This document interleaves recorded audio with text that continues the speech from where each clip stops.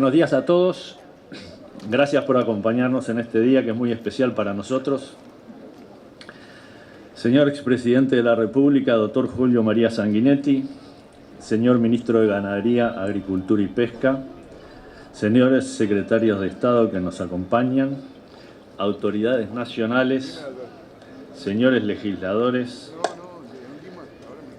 señor secretario de Agricultura y Pecuaria y Desarrollo Rural de Río Grande do Sul, señores embajadores, señores presidentes y representantes de las gremiales rurales amigas, integrantes de la Federación de Asociaciones Rurales del Mercosur, señores presidentes de cámaras empresariales, señores presidentes de las gremiales de la Asociación Rural del Uruguay, señores expositores, señores socios de la Asociación Rural del Uruguay, señores funcionarios y jóvenes de la Asociación Rural del Uruguay, señores productores y trabajadores rurales, señores comunicadores de la prensa en general, señoras y señores. Queremos agradecer... ¿Se oye?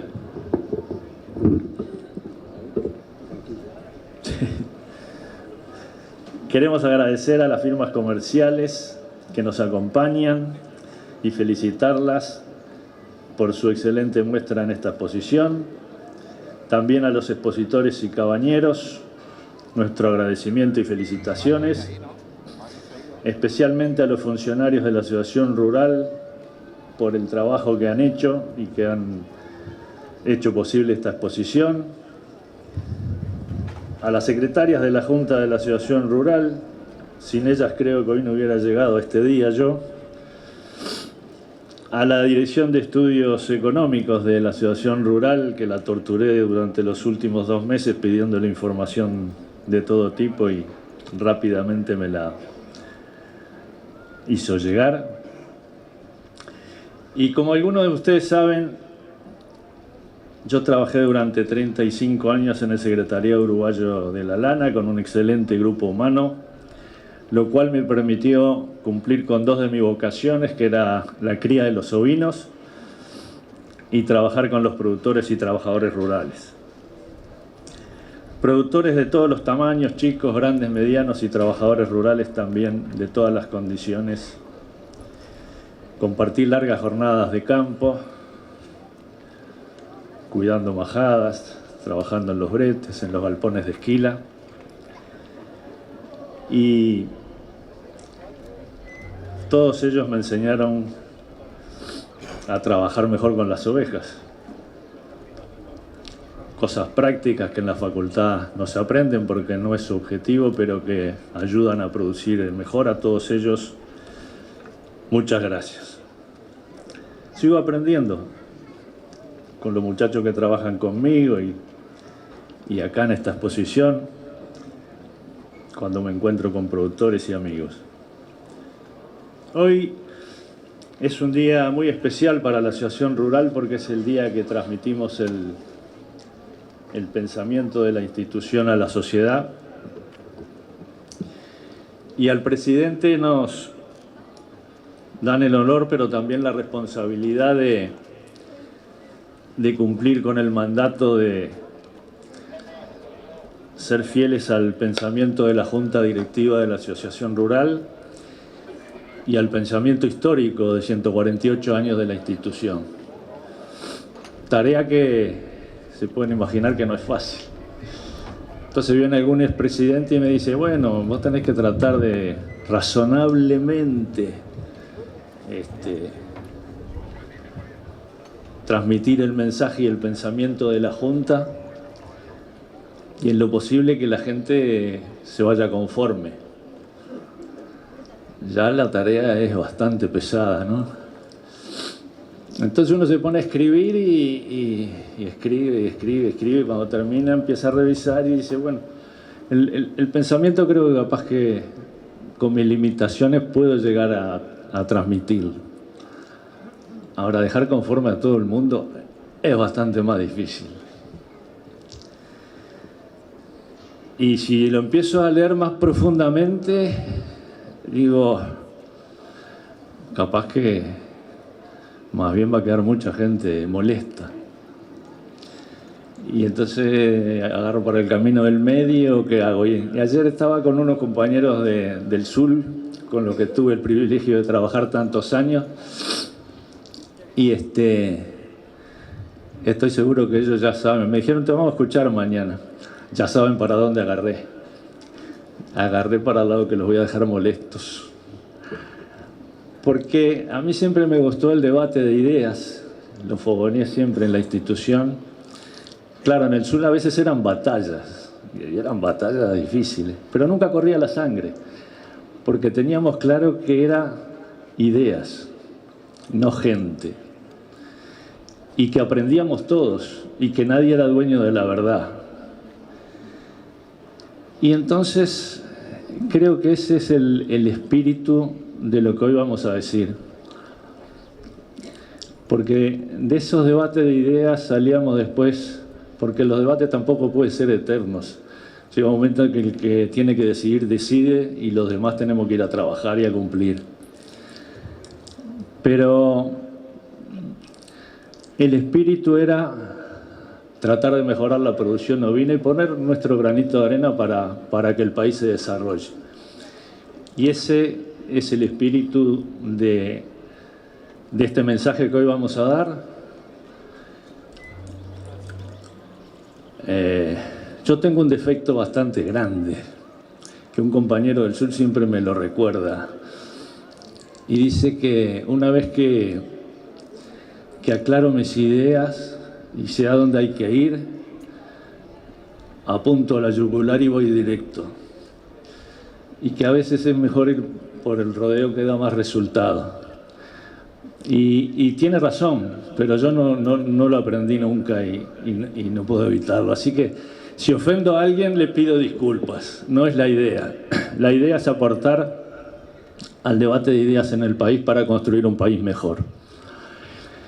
Y le digo por qué la gente va a quedar molesta. Va a quedar molesto el gobierno porque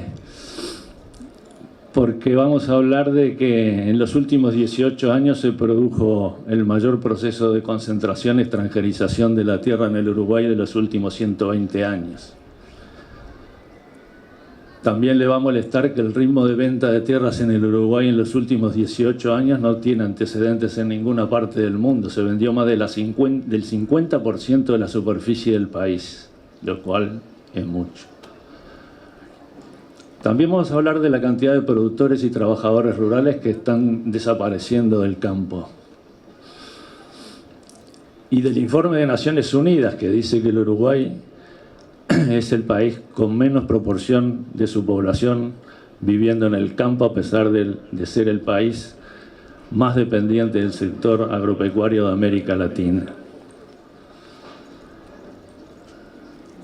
Vamos a hablar del retiro de las gremiales de los consejos de salarios, que no obedecen a nuestras diferencias con los trabajadores rurales, sino a la falta de ecuanimidad del Poder Ejecutivo, que hasta cuando emite los decretos desinforma a la población. Así que, como ustedes ven, seguramente se puede molestar.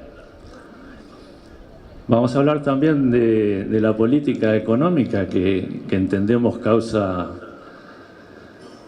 esto que está pasando. Y vamos a tratar de transmitir una idea distinta de cómo debe ser la relación entre la protección social y la competitividad de los países. Así que ahí algunos se van a ir molestos.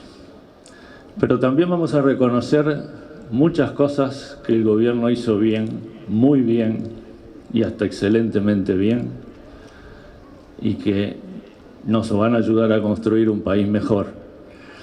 Y ahí se van a ir molestos los que piensan que no hay que hablar de las cosas que se hacen bien porque están enojados con el gobierno, así que también se van a molestar. Y vamos a decir claramente cuál es la posición de la Asociación Rural frente a la mayor inversión que el país va a recibir, que es UPM. Y ahí capaz que se molesta UPM, el gobierno, una parte de nuestros socios, casi todos. Así que, como ven, no sé cómo voy a bajar del palco después. Y vamos a decir, el mensaje lo vamos a dividir en 4 partes. Primero, ¿qué es la asociación rural? ¿Qué hace? ¿A quién representa? Después vamos a hablar del marco económico, después del poblamiento del campo y al final de la enseñanza en el medio rural. Porque me faltó decir que vamos a hablar también de una de las mayores inequidades que hay en el país, que es las oportunidades y los costos de la educación de los niños del campo con respecto a los niños de la ciudad. La Asociación Rural es la gremial agropecuaria más antigua del país, está cumpliendo 148 años. Los objetivos de la institución están en el primer artículo de nuestros estatutos. Es trabajar por el crecimiento y desarrollo del país, defender los intereses de la producción agropecuaria y de las agroindustrias y promover al trabajador rural en el plano social, económico y cultural. Integran la Asociación Rural más de 50 gremiales de criadores de todas las razas vacunas, ovinas, caprinas, caballos, suinos, aves, también la Sociedad de Productores Forestales, Sociedad de Hortifruticultores, la Sociedad Apícola del Uruguay, la Sociedad de Turismo Rural. Es decir, hay una cantidad de gremiales que representan distintos intereses del sector agropecuario.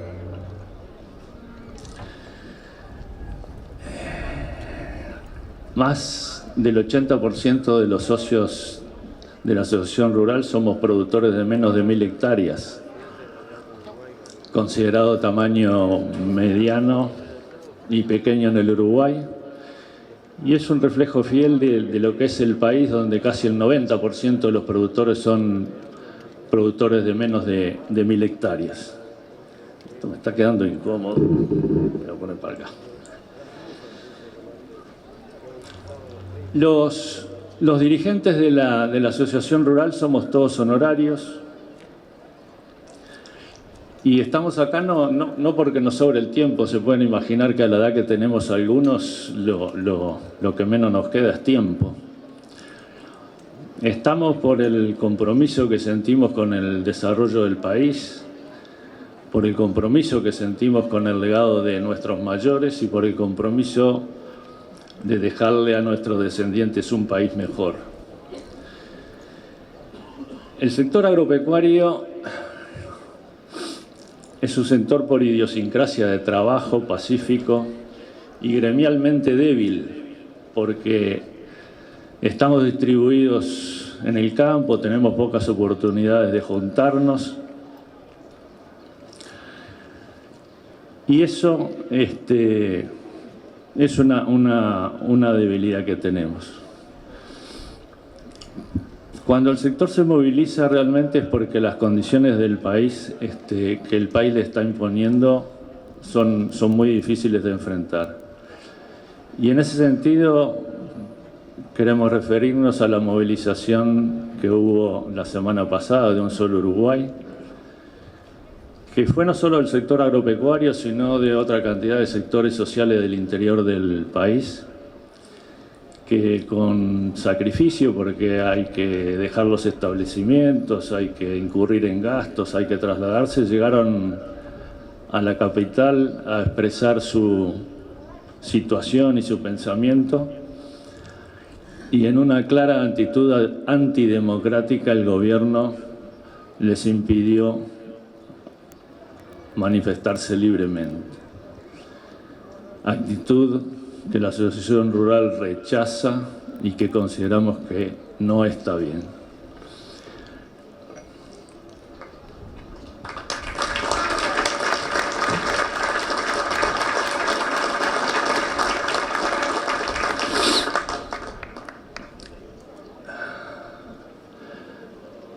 La Asociación Rural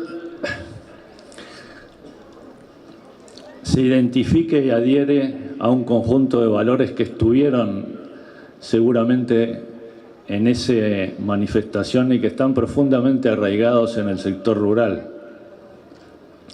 El valor de la democracia, el valor de la justicia, el valor del trabajo, el valor de la vida, la equidad, la honestidad, la solidaridad, el respeto a la verdad, el respeto a los intereses y a los derechos del prójimo, el saber que para reclamar derechos hay que cumplir primero con las obligaciones, el saber que nuestros derechos terminan donde comienzan los derechos de los demás,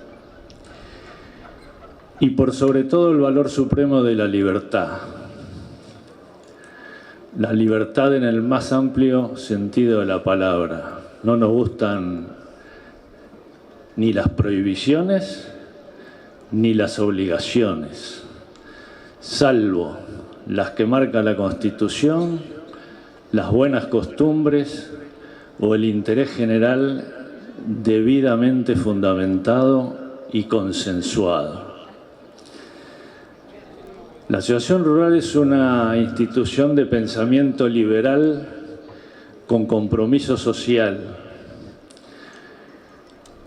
No somos una organización religiosa, conviven en nuestros asociados gente de todas las religiones y gente sin religión. No somos una organización política, conviven entre nuestros agremiados gente de todos los partidos políticos y gente sin partido político.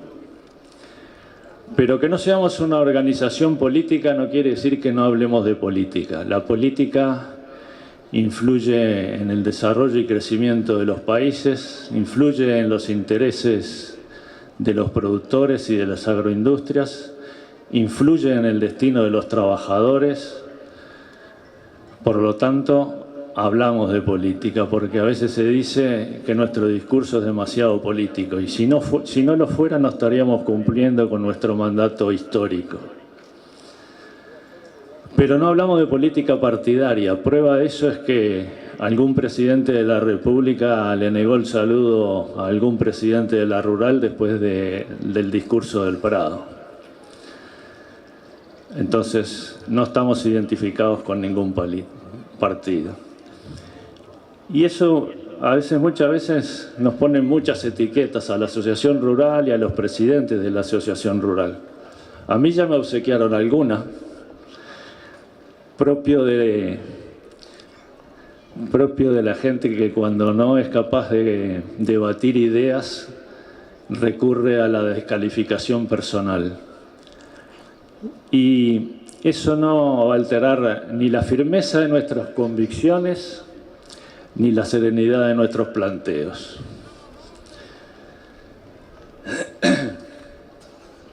Hace algo más de 20 años visitó el Uruguay, invitado por FUCREA, el profesor James Austin.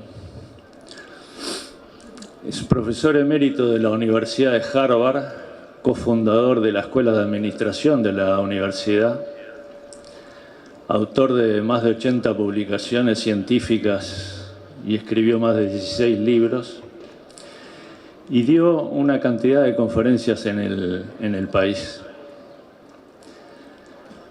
Y recorrió el país y nos conoció, y en la última conferencia que dio,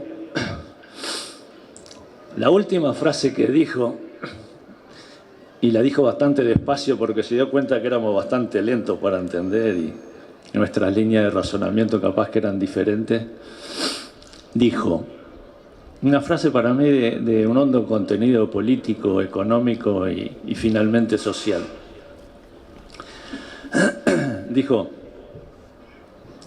los políticos de este país deberían analizar cuidadosamente, antes que nada, cuando van a tomar una medida, definir una ley o un proyecto, analizar cuidadosamente, antes que nada, cómo afecta la competitividad de los sectores estratégicos de la economía. Y se fue. Y analizando después sus pensamientos y su trabajo, ¿por qué dijo esto? Porque una economía competitiva atrae inversiones. Las inversiones generan trabajo. El trabajo y las inversiones generan crecimiento. El crecimiento mejora la recaudación y la recaudación permite tener políticas sociales sólidas en las funciones básicas del Estado, educación, seguridad, salud y en las políticas sociales que se quieran implementar. Pero la secuencia es esa: competitividad, inversiones, trabajo, crecimiento, recaudación, política social.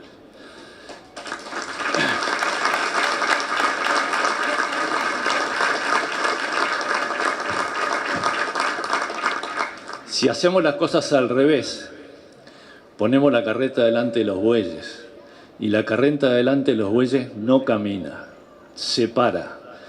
Y cuando la carreta se para, las políticas sociales se desarman.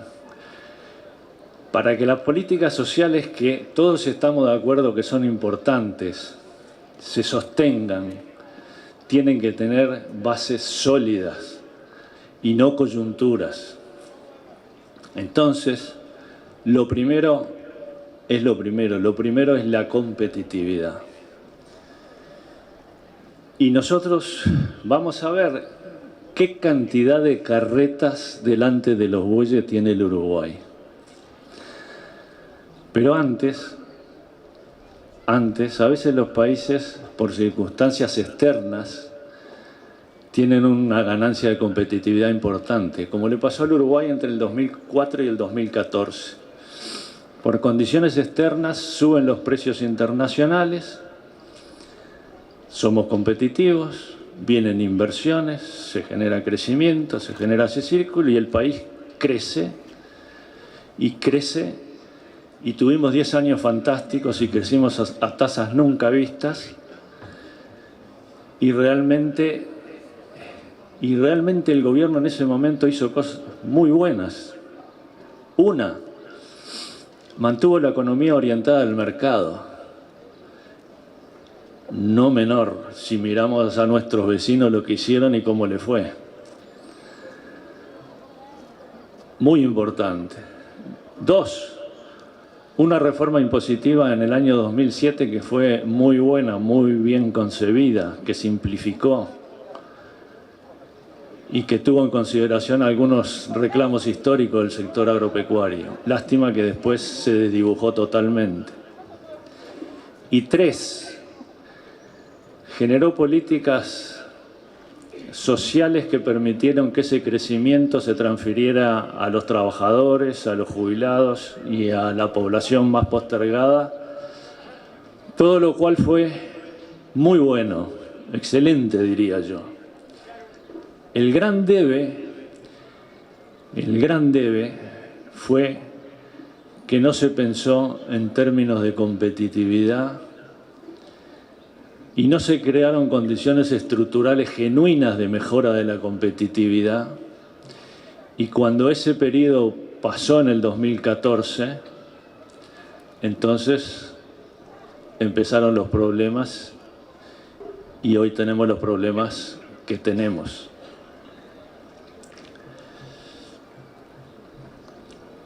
Que son grandes, porque tenemos un déficit fiscal del 5%, que es el más alto de los últimos 30 años. Tenemos un atraso cambiario importante. Y tenemos un endeudamiento creciente, aquella trilogía que se dijo que nunca más, ¿se acuerdan? Y ahora estamos tropezando con ello. ¿Y por qué nos está pasando? Porque se gasta mucho, porque gastamos más de lo que entra. Pasamos de un gasto de 3.000 millones de dólares en 15 años a más de 18.000 millones de dólares. Pasamos de un gasto que era el 24% del Producto Bruto a un gasto que es el 34% del Producto Bruto. Y cuando nosotros reclamamos esto nos dicen, no, es muy difícil de bajar. Muy difícil de bajar. Porque fíjense que el 60% son jubilaciones y sueldos. El 20% son transferencias sociales y solo el 20% es gasto discrecional. Entonces, es muy difícil, tremendamente difícil.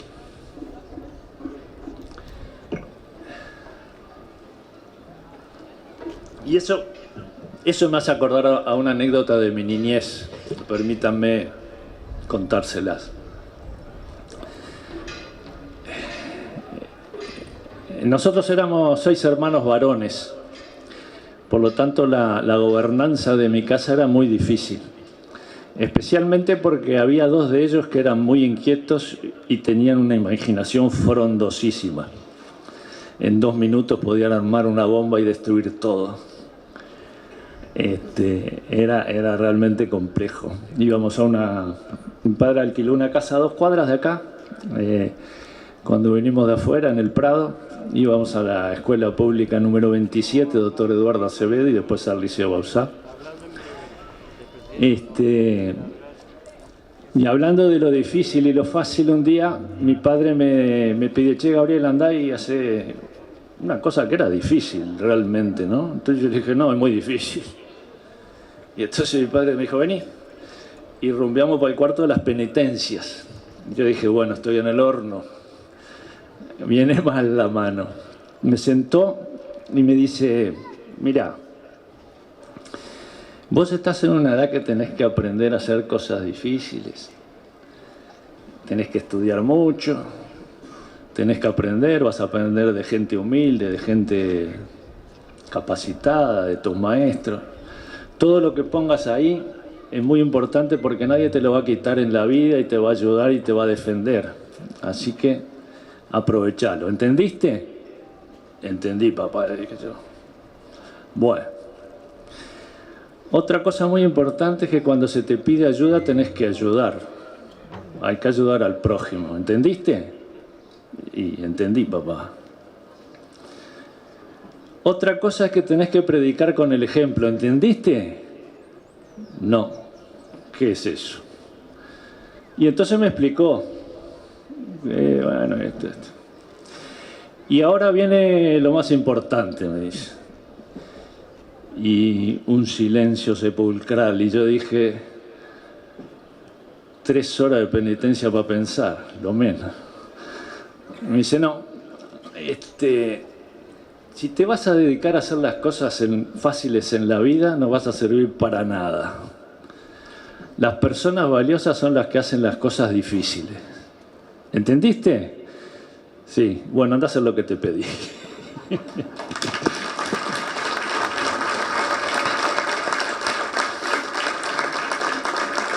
Y entonces, hablando de hacer cosas fáciles y cosas difíciles, a mí, que el gobierno me diga que es difícil, se pueden imaginar que no me sirve, porque nunca más le dije a mi padre que algo era difícil, ¿no? Se pueden imaginar que no. Entonces, que me digan que es difícil bajar el gasto, no me sirve. Porque ¿qué hizo el gobierno? El gasto son salarios.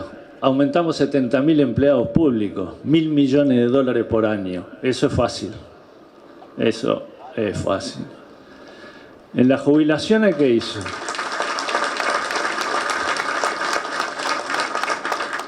En las jubilaciones, ¿qué hizo?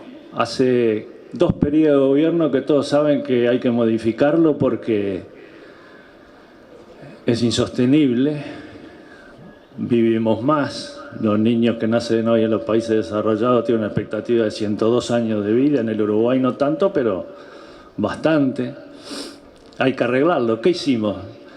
2 reformas del sistema que aumentan el gasto. Eso es fácil. Eso es fácil. Y como no hacemos las cosas difíciles, estamos como estamos. Nos dicen, pero no estamos tan mal. Sí, miren Argentina y Brasil, es un problema regional, están peor que nosotros. Nos comparamos con dos países que tuvieron una corrupción sistémica de sus estructuras políticas durante 15 años. Contra eso nos comparamos. Pero ¿saben una cosa? En los últimos 4 años, lo que va de este periodo de gobierno, crecimos menos que Colombia, crecimos menos que Ecuador, crecimos menos que Perú, crecimos menos que Chile, crecimos menos que Bolivia, crecimos menos que Paraguay. Crecimos menos que todos. Entonces, no estamos bien, señores. Estamos mal. La inflación del Uruguay, salvando Venezuela y Argentina, es la más alta de América Latina. No estamos bien. En el nivel de inversiones pasamos de ser el segundo país de América Latina medida como porcentaje del Producto Bruto a ser, ¿saben qué? El penúltimo. Estamos mejor que Venezuela nada más. Entonces no estamos bien.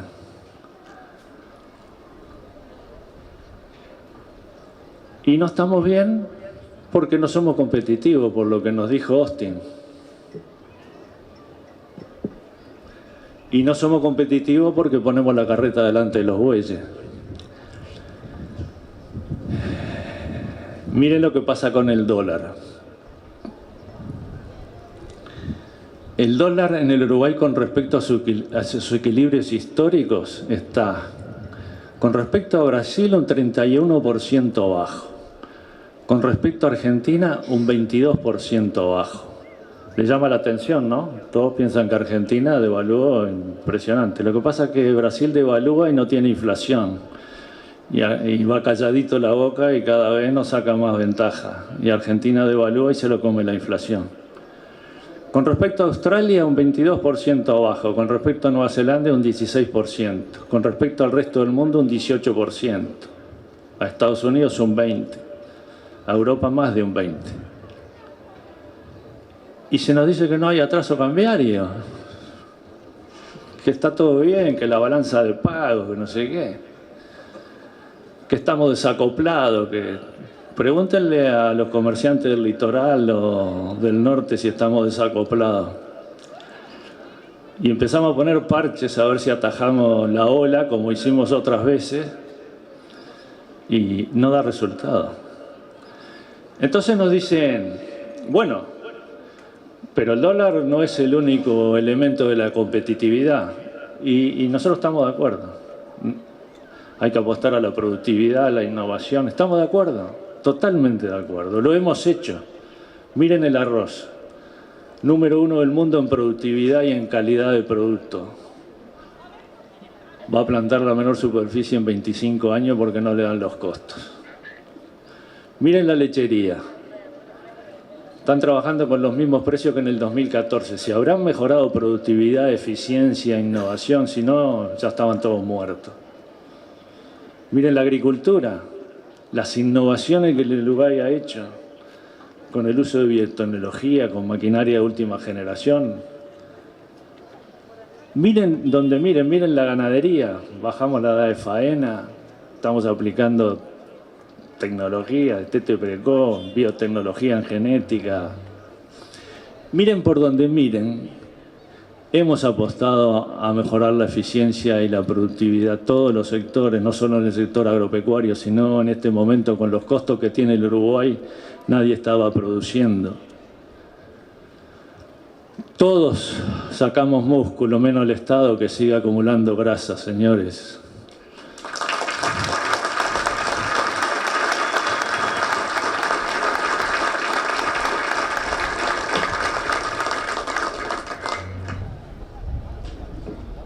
Entonces se nos dice, no, pero lo que pasa es que ustedes quieren volver a la época de dólar alto y salarios bajos.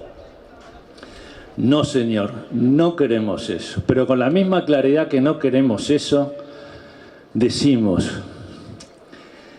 que salarios altos en base a un dólar bajo es pan para hoy y hambre para mañana.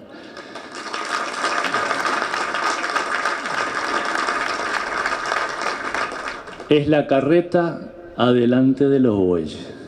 No camina y a la larga se cae. Y ya lo hemos vivido. Queremos un dólar que responda a los fundamentos de la economía del Uruguay, ni más ni menos. Que nos permita trabajar, que nos permita competir.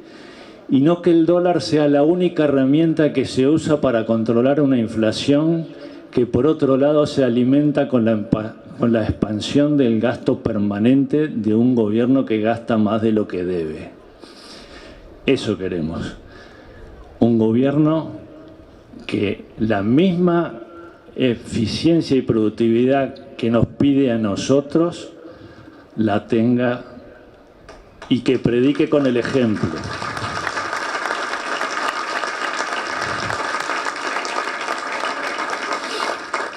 Entonces ya tenemos una carreta delante de los bueyes, pero vamos a ver la segunda, las tarifas y las empresas públicas. Debemos reconocer en este sentido el avance del Uruguay en el cambio de la matriz energética hacia energías renovables. Eso ha sido muy bueno, es fantástico y vamos en el sentido correcto que se debe ir. Lástima que eso no se reflejó en las tarifas. Nosotros hoy en día las tarifas de UTE en energía industrial es un 18% más cara que el promedio de la región. Y en energía residencial es un 80% más cara que la región. Y eso porque estamos disfrutando un año electoral. Hasta el año pasado, la energía eléctrica industrial era un 30% más cara que la región. Y la residencial un 98% más cara que la región. ¿A usted le parece que se puede competir? Esa es otra carreta delante de los bueyes. Y pesada. Y en los combustibles pasa lo mismo. El gasoil es un 25% más caro que la región. La nafta un 40%. De vuelta porque estamos disfrutando el año electoral. Hasta el año pasado el gasoil era un 30% más cara y la nafta casi un 50% más cara. Eso es pesado para competir. Y cuando pensamos en los combustibles todos dicen, bueno, pero eso es por la pésima gestión de ANCAP del periodo anterior. Que por cierto debemos reconocer que en este periodo se ha mejorado notablemente y lo debemos reconocer, por suerte. Pero ¿saben qué? No es solo eso, es que los combustibles cargan con el subsidio al transporte de pasajeros que son 3,50 pesos. Cargan con el subsidio al gas. Cargan con las pérdidas del Portland, que se acuerdan que tenía 14 cardineros, cargan con las pérdidas de Alur, que se acuerdan de las tarjetas corporativas. Y todos esos cargos son 8 pesos. 8 pesos. Hoy los combustibles, si no tuvieran todos esos cargos, serían un 20% más, estaban un poco más cerca de los precios de la región. Entonces, ¿a usted le parece razonable que el Uruguay esté mandando al sacrificio sectores como el arroz, que son intensivos en el uso de energía y de combustibles, que son altamente competitivos, que generan trabajo genuino, mientras subsidia trabajos que ya son obsoletos en el mundo y empresas que pierden año tras año? Y manda el sacrificio a la lechería, que es intensiva en el uso de energía y que es tan importante para el país y que genera trabajo genuino y competitivo, para seguir subsidiando. Es la propia carreta delante de los bueyes. Las políticas sociales antes que la competitividad y que después se caen. Porque sin sectores productivos que caminen, ¿qué política social se sostiene a la larga? No es razonable, señores.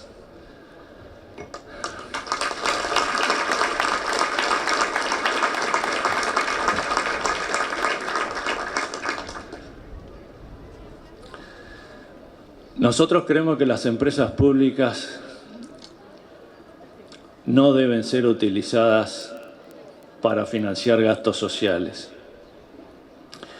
El objetivo de las empresas públicas debería ser producir servicios y productos del mejor nivel al menor precio para darle competitividad a los sectores privados de la economía y para que se puedan insertar en el mundo. Ese, a nuestro juicio, debería ser el objetivo de las empresas públicas de nuestro país.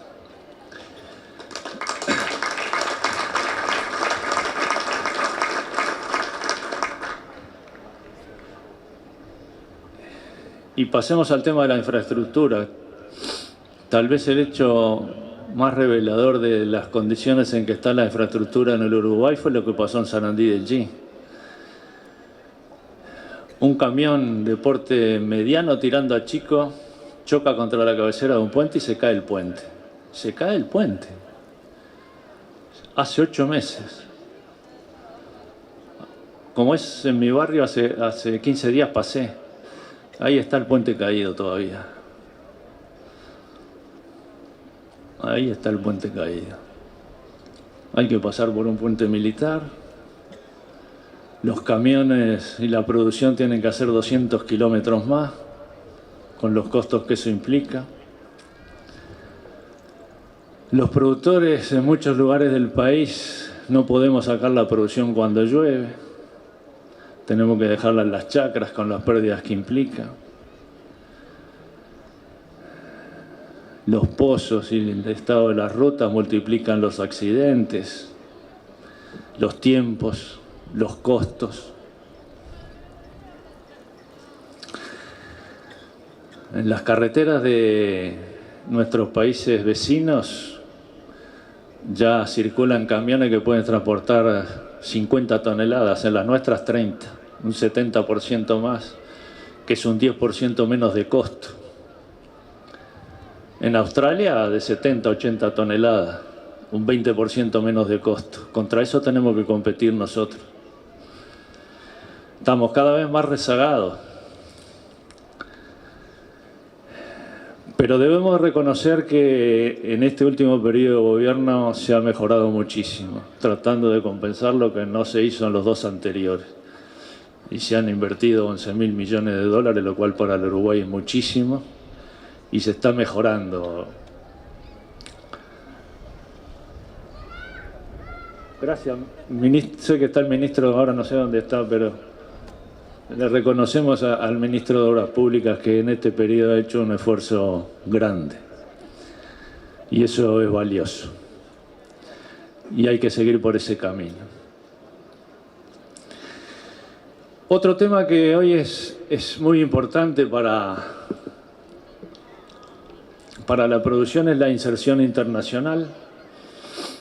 Y nosotros creemos que el Uruguay ha hecho un buen trabajo, o muy buen trabajo, en lo que tiene que ver con la apertura de mercados. El Ministerio de Relaciones Exteriores y el Ministerio de Ganadería han trabajado muy bien, lo reconocemos. Reconocemos el trabajo de la Dirección de Servicios Ganaderos, de la Dirección de Servicios Agrícolas, de la Dirección de Servicios de Asuntos Internacionales. Han trabajado muy bien, defendiendo los intereses del país, abriendo el mercado de Japón, negociando los protocolos con China, y trabajan muy bien todo el año, a veces con recursos escasos, con mucha capacidad, con mucha vocación, defendiendo los intereses del país. Lo valoramos y lo apoyamos. Aplaudan.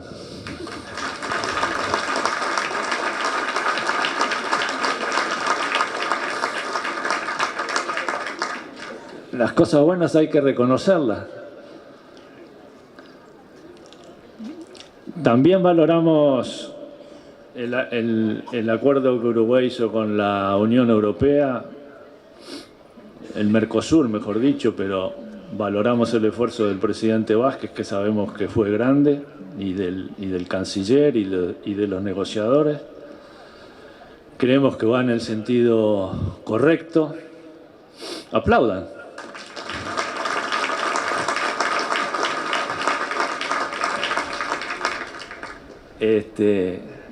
Creemos que estamos atrasados igual y que tenemos que seguir por ese camino y que tenemos que insistir, pero creemos que es el camino que el Uruguay debe transitar.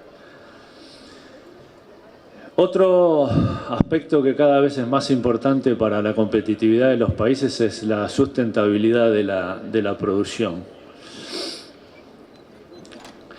Todos los consumidores del mundo, incluidos nosotros mismos, estamos preocupados por producir alimentos lo más inocuos posibles y saludables, manteniendo los recursos naturales en buenas condiciones. Cada vez más va a ser un elemento de competitividad importante para los países. Y creemos que el Uruguay está trabajando bien. El Ministerio está trabajando bien. La Dirección de Recursos Naturales Renovables del Ministerio está trabajando bien. La Dirección de Servicios Agrícolas está trabajando también muy bien. Los trabajos que se están haciendo sobre huella de carbono y sobre huella hídrica son importantes. El trabajo que se está haciendo sobre manejo inteligente de pastizales en conjunto con la FAO también es importante. Hay muchas cosas que se están haciendo bien. El manejo responsable de los agroquímicos que la Dirección de Servicios Agrícolas lleva adelante lo compartimos y nos preocupa. Tenemos que cuidar a nuestros apicultores y a la abeja, que es un insecto insustituible en la naturaleza. Entonces, creemos que en esa área es muy importante que sigamos trabajando, pero pensamos que estamos en buenas manos, apoyamos lo que se está haciendo y lo vamos a seguir haciendo. También consideramos que es importante el control y la erradicación de la mosca de la bichera, porque para la competitividad de la ganadería y de la producción ovina es un tema muy importante. Y apoyamos también todos los esfuerzos que el ministro está haciendo en el tema conciencia agropecuaria, porque creemos que es muy importante para el país, muy importante. Aplaudan.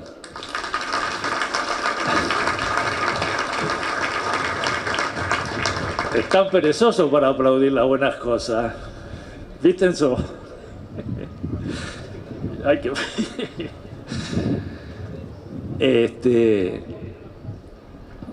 Bueno.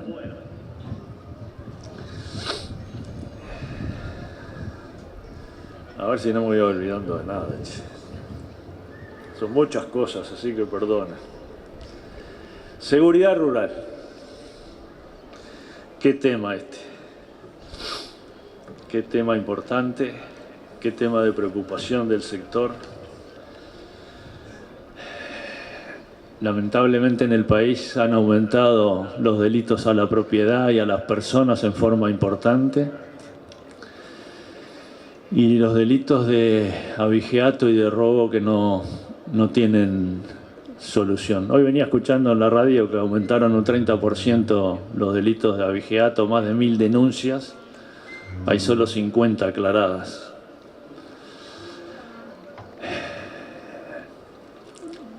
Este es un tema realmente importante y que castiga mucho a la producción ganadera y a la producción ovina, que tradicionalmente ha sido el refugio de los pequeños productores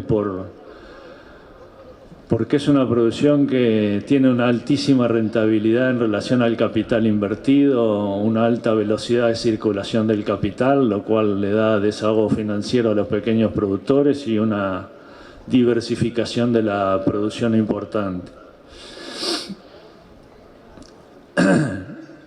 Y por eso nos llamaron la atención de un alto jerarca del gobierno que la semana pasada dijo que si algo tenía claro era que en el Uruguay había desaparecido la industria textil porque la lana había perdido la batalla con el sintético.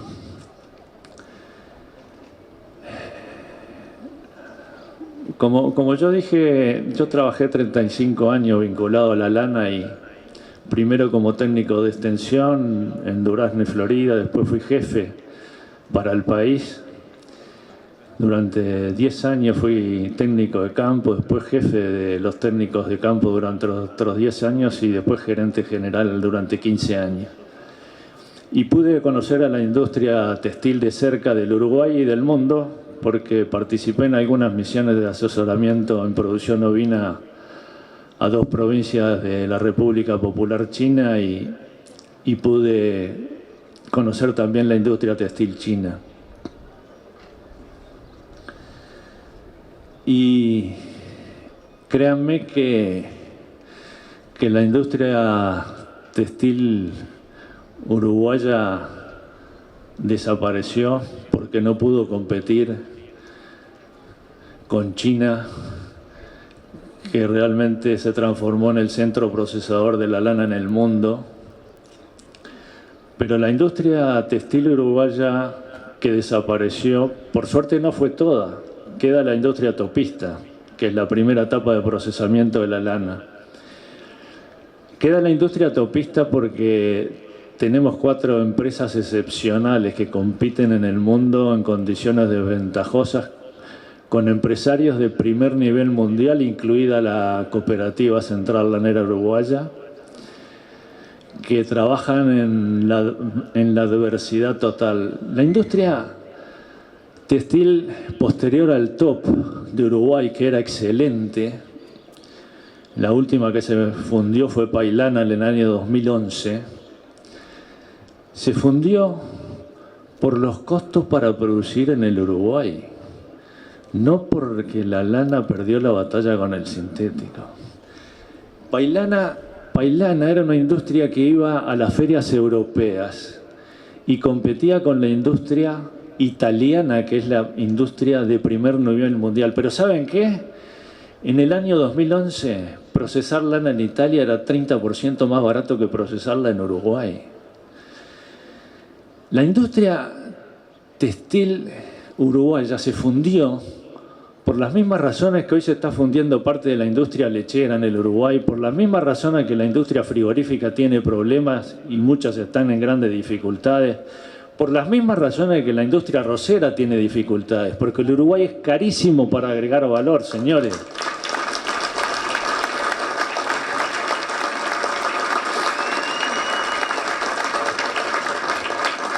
Cuando nosotros decimos que el Uruguay, el discurso oficial dice que hay que agregar valor para generar trabajo, pero ¿en qué estamos pensando? ¿Agregar valor en el Uruguay con los costos que tiene el Uruguay, con la cantidad de carretas que tiene adelante de los bueyes?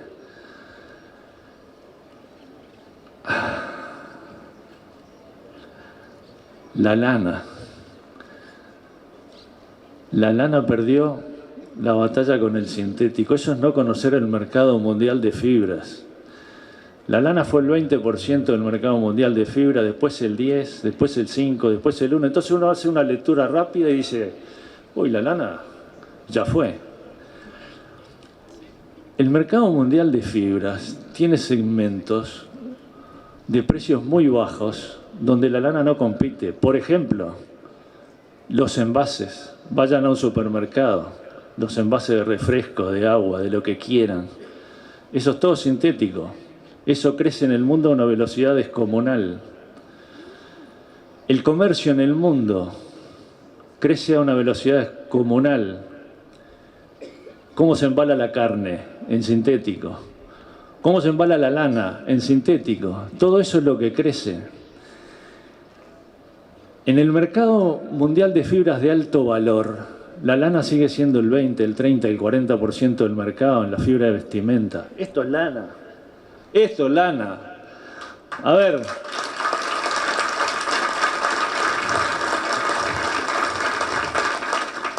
La lana vale entre 5 y 10 veces más que el sintético y que el algodón. Es una fibra renovable, reciclable, biodegradable. Ustedes abandonan la lana se transforma en proteína y se reintegra a los ciclos biológicos.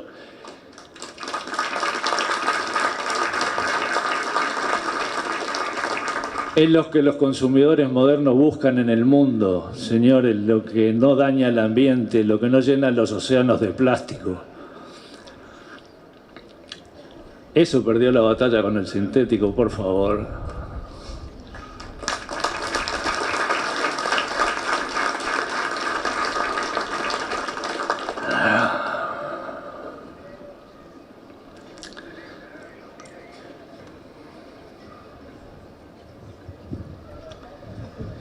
Y llegamos a otra de las carretas bien pesadas que tiene el Uruguay, que son las relaciones laborales.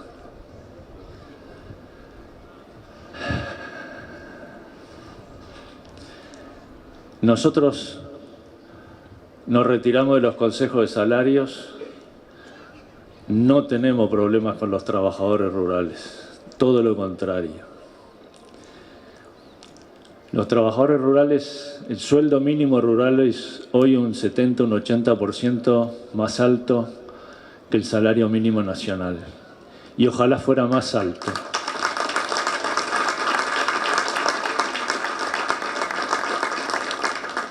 Ojalá fuera más alto. Nosotros no queremos un agro competitivo en base al salario bajo de sus trabajadores. No, señores.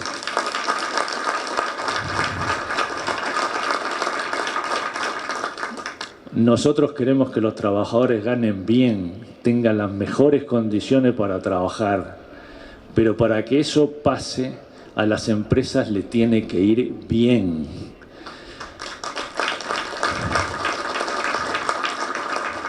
No se pueden decretar aumentos de salarios desconociendo la situación de las empresas rurales y teniendo preconceptos sobre ellas.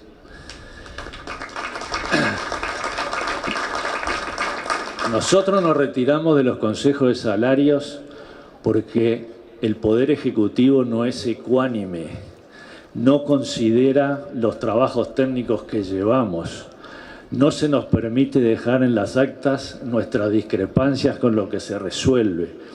En esas condiciones no hay negociación, hay imposición y eso no está bien. Y hasta cuando se emiten los decretos se desinforma y se dice que nosotros nos retiramos porque no queremos negociar con los trabajadores. No es así. Nosotros no queremos que nos impongan y que se vista de negociación un ámbito que no es tal, que es de imposición. Señores, a pesar de eso, nosotros fuimos a dialogar con el Poder Ejecutivo, a transmitirle y a pedirle una mesa de diálogo para explicar que la negociación por rama de actividad no es buena para el país. La lechería lo ha demostrado. Cuando sindicatos fuertes como el de CONAPRO le fijan pautas salariales altas y se traslada a industrias en el interior del país más chicas, con menor escala, con una ubicación geográfica peor y tienen que absorber esos aumentos de salario, lo primero que hacen es bajar el precio a los productores, dañan a la producción, después se quedan sin producción y después se funden.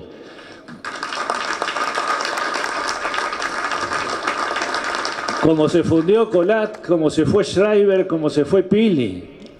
A ver, ¿qué es lo que no se entiende? La negociación por rama de actividad en esas condiciones lleva a un monopolio, es lo que está pasando. Y eso daña al país, daña al trabajo, daña la producción. Pues se nos dijo que no, que eso estaba bien.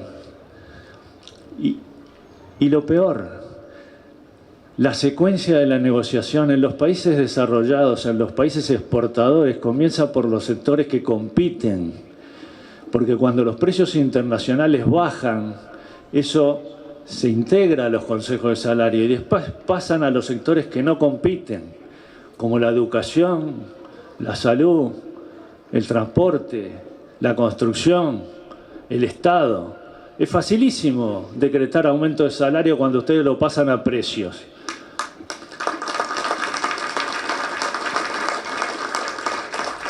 Y entonces se nos dice, no, si todos los consejos salarios funcionan y hay acuerdos en todo, pero y seguro sí es facilísimo. Pero como le dijo el presidente de la Asociación de Cultivadores de Arroz a las autoridades, pero capaz que nuestro sector es distinto justamente. Porque ¿qué pasa? Generan inflación, la inflación va a la agroindustria tiene que absorber eso y subir los precios, subir los salarios. ¿Y qué hace? Le baja el precio al productor. Y el productor se come la baja de precio de la agroindustria y se come la baja de precio internacional. ¿Y cómo trabaja? ¿Qué hace? Magia. Se nos dijo que no tampoco, que estaba funcionando todo bien. Y nosotros decimos, bueno, nosotros estamos perdiendo 1.000 productores por año y 2.000 trabajadores por año. Para nosotros no está bien. No, pero ustedes son los únicos que se quejan. Está todo bien. Y entonces decimos, pero se perdieron 60.000 empleos en el país en los últimos 5 años, lo que va de este periodo de gobierno. Y entonces nos contestan, ah, no, pero nosotros antes creamos 300.000. A ver, los gobiernos no crean un empleo. Los empleos los crean las empresas privadas.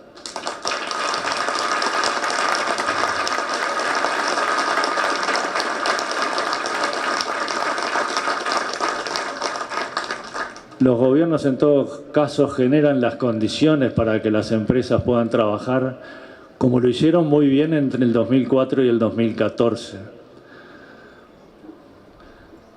Después lo que los gobiernos hacen es poner gente en el Estado, eso sí, ahí sí, pero eso no es crear empleo, eso es poner gente.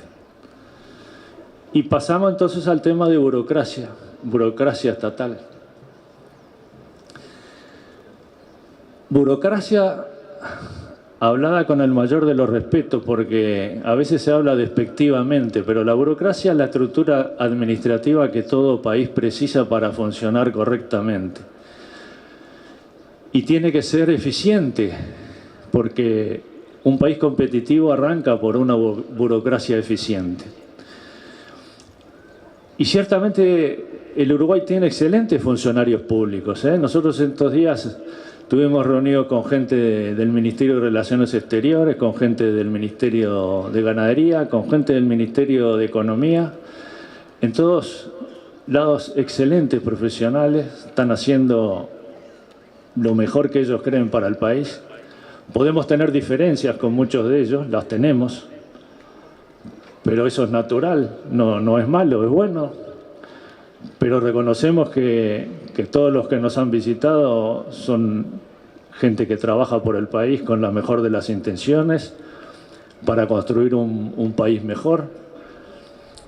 Entonces, en la burocracia hay excelentes personas también. Y también reconocemos algo que se ha destacado poco, pero es el impulso que el presidente Vázquez le ha dado al gobierno digital en el país. Y aplaudan fuerte.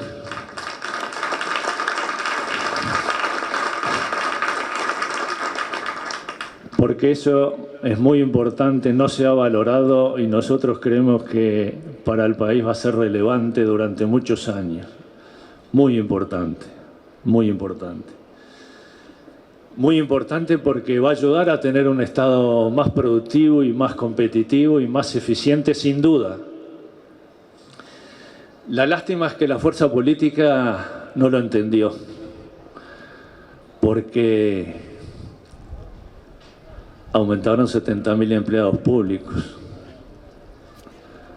2017 terminó con el récord de funcionarios públicos que tiene el país. Y el año pasado en esta exposición se nos dijo, no, pero ahora miren que aprobamos un decreto que va a ser 3x2, cada 3 que se vaya entran 2. ¿Saben cómo terminamos 2018? ¿No? ¿Se imaginan? Con un nuevo récord de funcionarios públicos. Se fueron 27.000, entraron 29.000 y pico. Es difícil. Hace 20 años Tuve la oportunidad de estar en un Congreso Mundial de la Carne con un político uruguayo, voy a decir el nombre, el doctor Jorge Valle.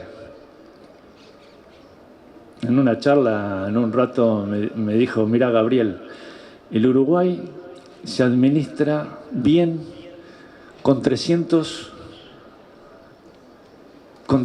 personas de primera en los cargos claves de gobierno.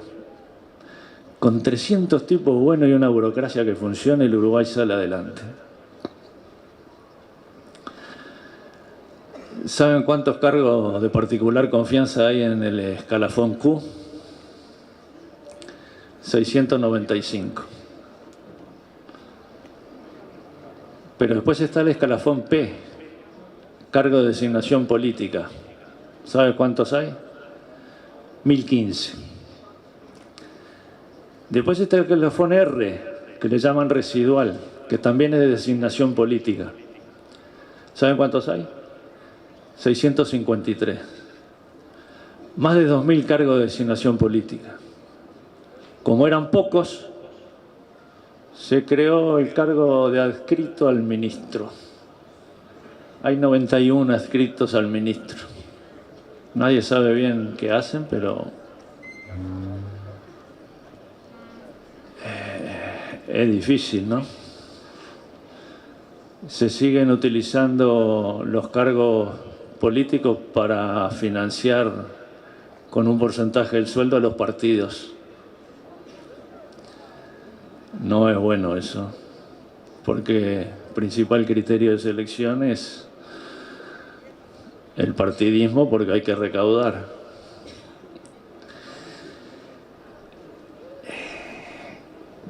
Hace poco salió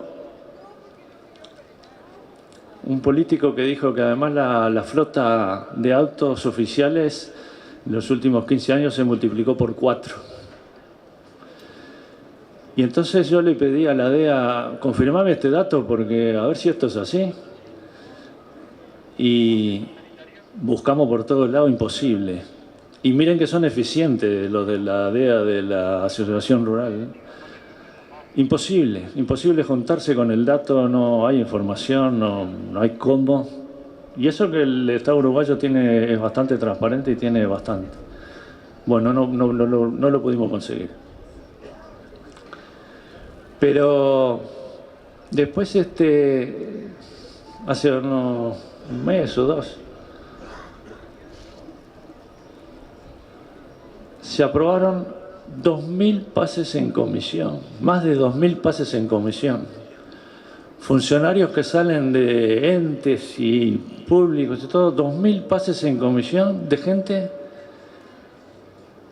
que va a trabajar en la campaña política. Les estamos pagando el sueldo para que trabajen en la campaña política y dejaron sus funciones. Y se quejan los directores que no pueden hacer funcionar los entes y que así no se puede porque son cargos importantes, ¿sí? ¿A usted le parece que un Estado puede ser eficiente con ese tipo de manejo? ¿Con qué respaldo moral nos piden a nosotros mayor eficiencia cuando no corrigen todas esas distorsiones?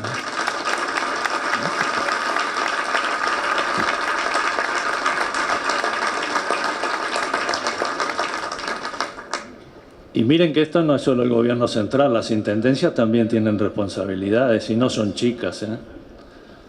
No son chicas.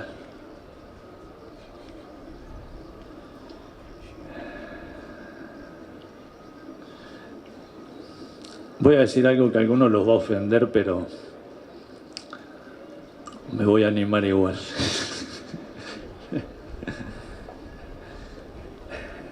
El barón de Montesquieu, en el periodo de la Ilustración de Francia previo a la Revolución Francesa, dijo que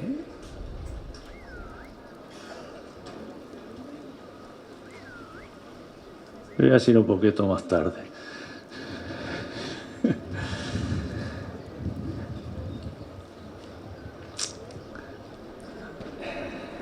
En el primer periodo de gobierno, el presidente Vázquez le solicitó a los ministros que iban a participar en la campaña política que renunciaran,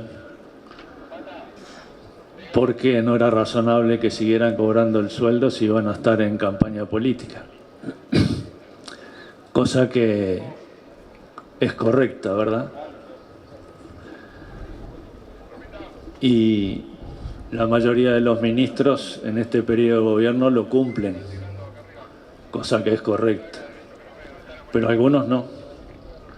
Algunos están de lleno en la campaña política, cosa que no es correcta, porque creemos que las tareas del ministerio exigen la dedicación que corresponde. Y ahora sí voy a decir lo que el barón de Montesquieu dijo en el periodo de la Ilustración francesa, previo a la Revolución Francesa. Y dijo: los gobiernos comienzan su decadencia y descomposición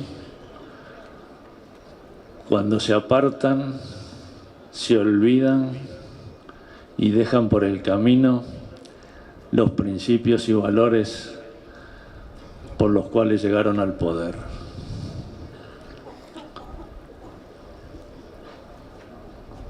Es para pensar.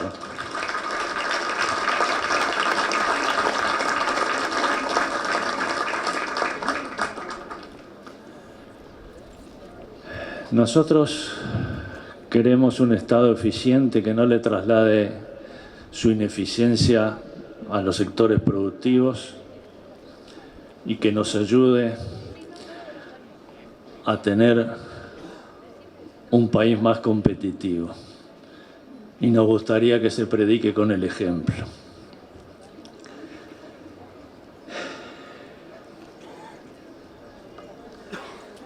Y ahora vamos a la parte impositiva.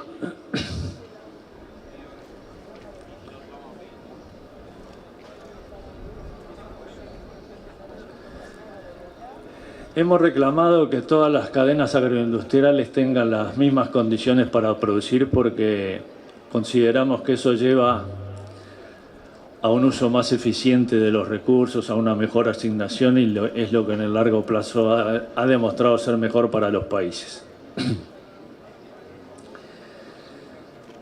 Y queremos aclarar acá la posición de la Asociación Rural frente a la inversión de UPM. La Asociación Rural considera que la inversión de UPM va a contribuir al crecimiento económico del país y consolida un sector forestal que ha sido muy dinámico, que ha diversificado la matriz productiva del Uruguay, que ha ayudado a su crecimiento económico y en ese sentido se considera que es positiva. Sin embargo, no podemos dejar de reconocer que ha provocado múltiples controversias en el seno de la sociedad con respecto a su impacto ambiental y al costo-beneficio de dicha inversión para el país. Por ello creemos que cuando se negocia una inversión de esta envergadura y que compromete al país por tantos años, hubiera sido bueno que participaran representantes de los principales partidos del Uruguay para darle el respaldo, la solidez y la transparencia que una negociación de este tipo debe darle a la sociedad.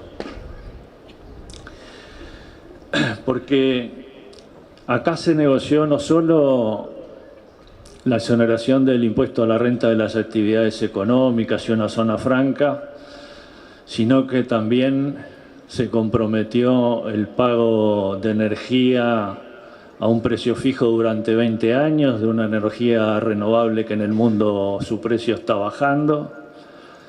Se comprometió una inversión en infraestructura muy importante para el país y que compromete a los uruguayos por muchos años. Se negoció aspectos de la enseñanza. Se negoció 2 oficinas del ministerio que pagamos todos los uruguayos para prevenir posibles conflictos en relaciones laborales que son complejas. En fin, se negociaron una serie de cosas que nosotros creemos que la cadena forestal del Uruguay tiene suficientes ventajas comparativas y no precisa tantos beneficios para funcionar. También nos genera dudas hacia el futuro si la estrategia del Uruguay debe ser negociar con estas grandes empresas que tienen el poder económico y la capacidad de torcerle el brazo a los estados y generan una dependencia de sus resultados al final que compromete muchas veces al país, y si la estrategia no debería ser más apostar más fuertemente y darle más ventajas a las pequeñas y medianas empresas que generan que generan mucho empleo y que nunca causan problemas si tienen dificultades y deben cerrar. También nos preocupa estas grandes empresas que llegan a la integración vertical adquiriendo grandes superficies de tierras, provocan una concentración importante de la tierra y adquieren un dominio del mercado con un porcentaje de la producción que muchas veces puede condicionar el negocio del resto de los productores que están en el sector. Creemos que eso debe analizarse con mucho cuidado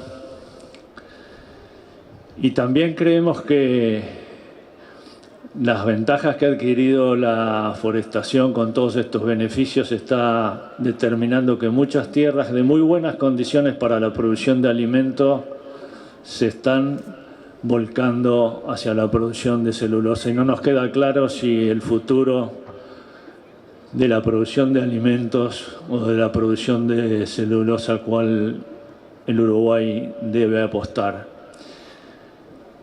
Y pensamos que es un tema que hay que analizarlo también con cuidado. En base a todas esas consideraciones, la Asociación Rural considera que la planta de UPM-2 debe ser la última planta de celulosa que se instala en el país bajo las condiciones en que se realizó este negocio y hasta tanto no se estudien detenidamente todas estas consideraciones.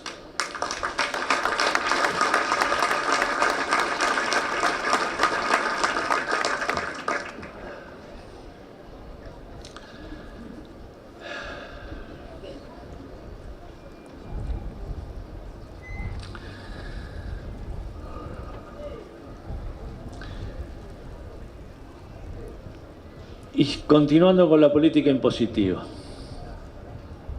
Dijimos que la reforma del 2007 fue buena, consideró aspiraciones del sector en cuanto a bajar la importancia de los impuestos ciegos a la tierra y al capital y ir hacia los impuestos a la renta y al gasto.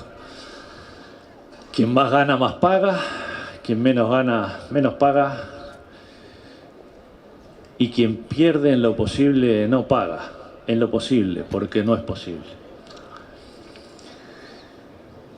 Hemos insistido en que los impuestos ciegos en la producción agropecuaria son causantes del estancamiento y muchas veces de la desaparición de productores, porque hay que entender que el sector agropecuario está sometido a precios internacionales que no manejamos y a condiciones climáticas que tampoco manejamos.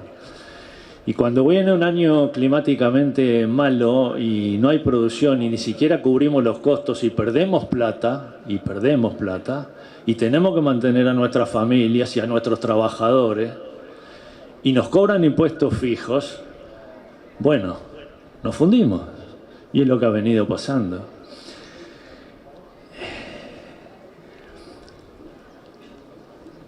Y ha venido pasando peor porque hay una imagen de que como la tierra se valoriza, entonces los productores son ricos, y la tierra se valoriza en el mundo porque es un bien finito que no obedece a la oferta y la demanda, y hay muchos capitales en el mundo que no tienen colocación segura, y la tierra en el largo plazo es una muy buena colocación, y entonces no les interesa la rentabilidad, y entonces aparecen fondos de inversión de todos lados, como vinieron al Uruguay, compran tierra, valorizan la tierra. No les importa la renta porque en el largo plazo es una inversión que sirve. Y entonces la tentación de ponerle más impuestos a la tierra. Están ganando plata en pila.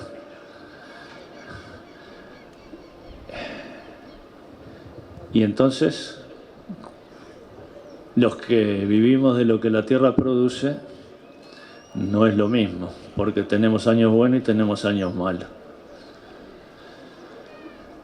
Entonces, en aquella reforma el 35% de los impuestos eran impuestos fijos a la tierra y el capital, y como la renta empezó a bajar y el ingreso del Estado empezó a bajar porque los productores tenían menos rentabilidad, ¿qué hicimos? Mantuvimos la presión fiscal en el 8% del sector, pero la pasamos a los fijos, a los ciegos, mucho más fácil. No tengo riesgos, cobro igual. Qué socio fenómeno. Y hoy los impuestos fijos son el 60% de vuelta. No está bien, no es bueno. No es bueno porque hoy el endeudamiento del sector es el 70% del Producto Bruto. Duplica el endeudamiento de cualquier otro sector de la economía. Y una de las razones de la desaparición de productores justamente es este tipo de políticas que insisten en cobrar impuestos independientemente del resultado económico de las explotaciones. Y eso le hace daño al país y a los productores.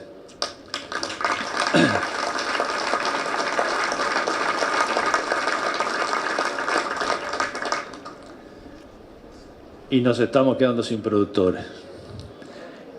Y yo cuando asumí este cargo con el cual me honraron, dije que sin gente en el campo no hay futuro. Y hoy lo repito, sin gente en el campo no hay futuro.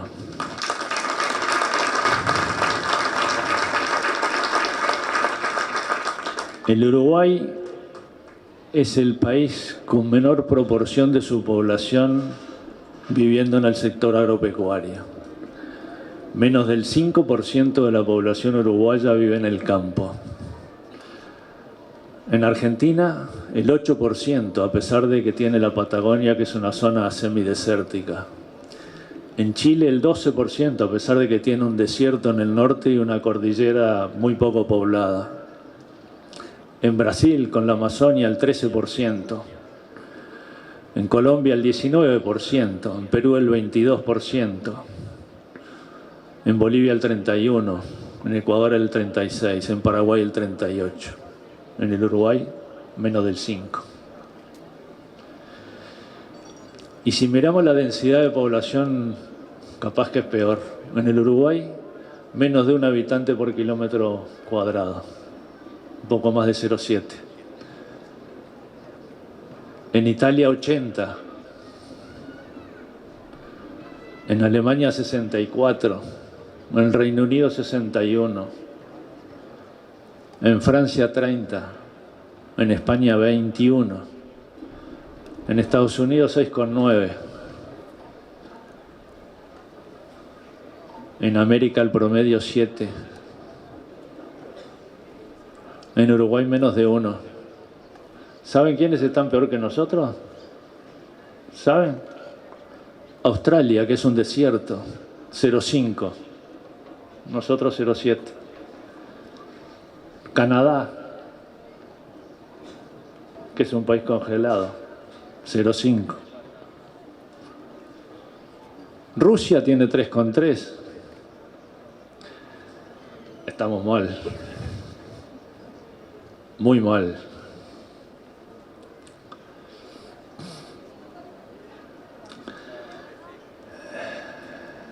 Y los países se preocupan por tener gente en el campo. Estados Unidos destina 137.000 millones de dólares por año para mantener la gente en el campo. 137.000 millones de dólares por año, garantizando precios mínimos, cosechas mínimas para evitar los problemas del clima. La Unión Europea destina el 35% de su presupuesto para mantener gente en el campo.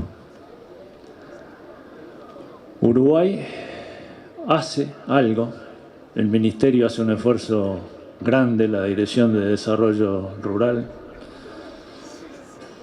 con muy pocos recursos.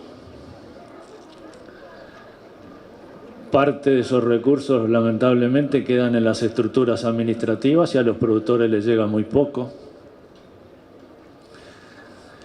El Instituto Nacional de Colonización hace un esfuerzo grande también. Algunas cosas que compartimos muy buenas, como campos de recría para darle escala a los productores. Y algunas cosas que no compartimos, como seguir entregando fracciones de 70, 100, 120 hectáreas en un país donde sabemos que la superficie mínima para mantener una canasta básica familiar en la cría son más de 600 hectáreas. Dar fracciones tan chicas es condenar a la gente a vivir mal, a no poder educar a sus hijos. ¿No será más efectivo destinar eso a ayudar a los productores que hoy están en la producción a quedarse en la producción y darles más escala y ayudarlos?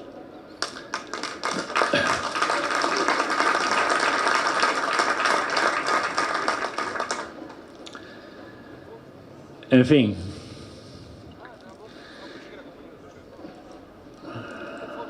Nosotros creemos o proponemos que se exonere de todos los impuestos fijos a los productores de menos de 1.000 hectáreas, porque creemos que el Uruguay debe tratar de mantener a su gente en el campo. Y debe entenderse que los productores no viven de lo que la tierra vale, sino de lo que la tierra produce.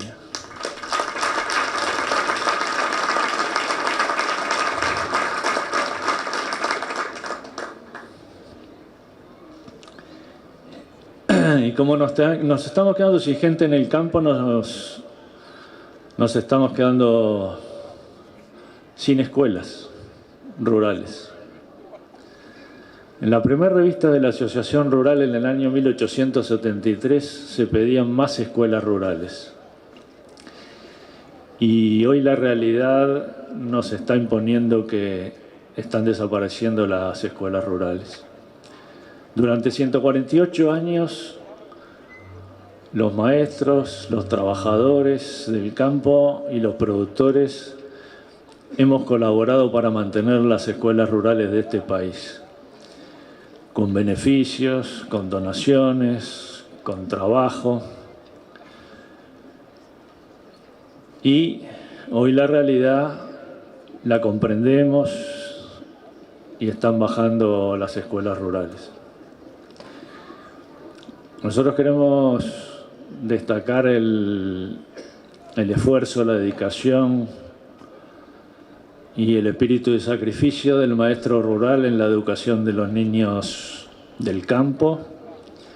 Merecen nuestro reconocimiento y nuestro agradecimiento permanente.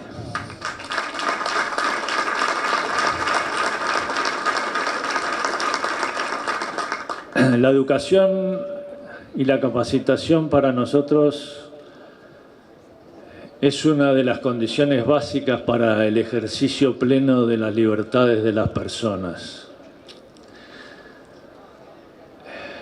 No es libre quien no tiene los conocimientos y capacidades básicas para presentarse y conseguir un trabajo digno. No es libre quien depende de un plan social para darle de comer a sus hijos.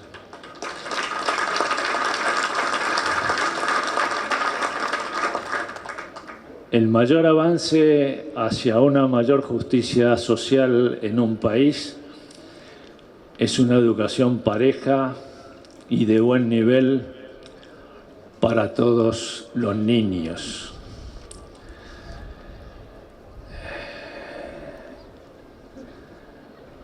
No es mayor justicia social igualar los ingresos.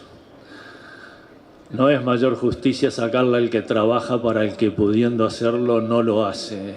Eso es un retroceso. Eso es fomentar el ocio y el ocio es el padre de todos los vicios.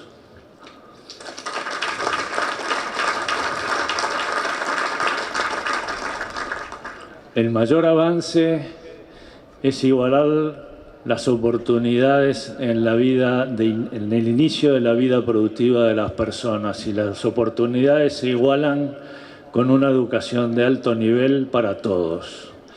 Y eso es lo que reclamamos. Hoy los niños que nacen en el campo tienen costos de educación y dificultades para acceder a ella que en muchos casos determinan que no pueden concluir esa etapa. El Uruguay ha hecho un avance fantástico en la educación rural con el Plan Ceibal. Y aplaudan bien fuerte.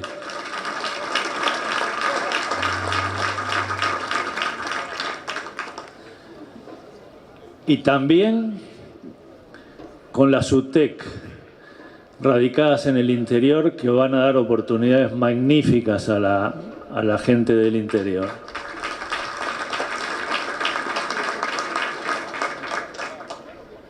Son cosas realmente que el Uruguay va a capitalizar por muchos años y que son de las cosas importantes y difíciles que estos gobiernos han hecho. Pero para mitigar las inequidades y los costos que tienen los trabajadores y los pequeños productores que están en el campo en la educación de sus hijos, nosotros hemos hecho gestiones con MEVIR para que tengan un acceso diferencial a la vivienda cuando tienen que trasladar a sus familias a los pueblos porque ya no tenemos escuelas rurales, y hemos encontrado una buena receptividad de las autoridades MEVIR para analizar esta situación y esperamos obtener resultados. Y pedimos que trabajadores y productores pequeños con hijos en edad escolar radicados en el interior tengan una asignación familiar diferencial que le permita afrontar los mayores costos de la educación de los niños.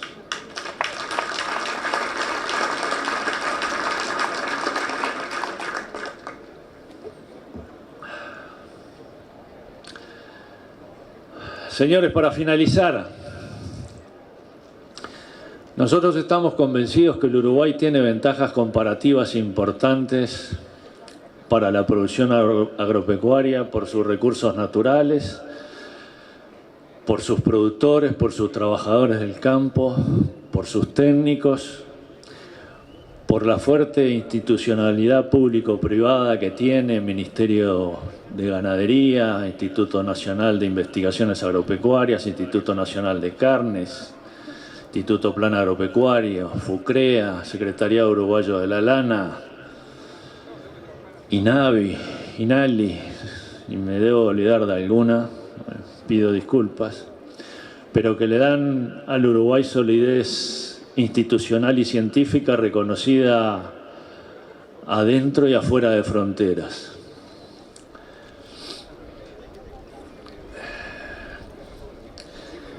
y eso es muy importante.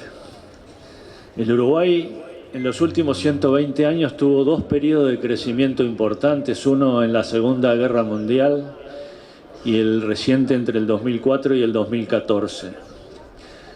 En ambos periodos, el disparador de la competitividad fue la mejora de los precios internacionales durante un periodo de tiempo que permitió a los productores invertir, generar trabajo, demandar servicios, demandar insumos y crear ese círculo virtuoso del que hablábamos al inicio de este mensaje. Lamentablemente, en ninguno de los dos periodos se generaron políticas estructurales genuinas de mejora de la competitividad que permitieran mantener las políticas de protección social que en ambos se generaron y que después, lamentablemente, se tuvieron que desarmar. Nosotros estamos convencidos que si pensamos con esa lógica, vamos a construir un país mejor, más justo, más solidario, y que ese es el camino, y que tenemos que además corregir algunas inequidades.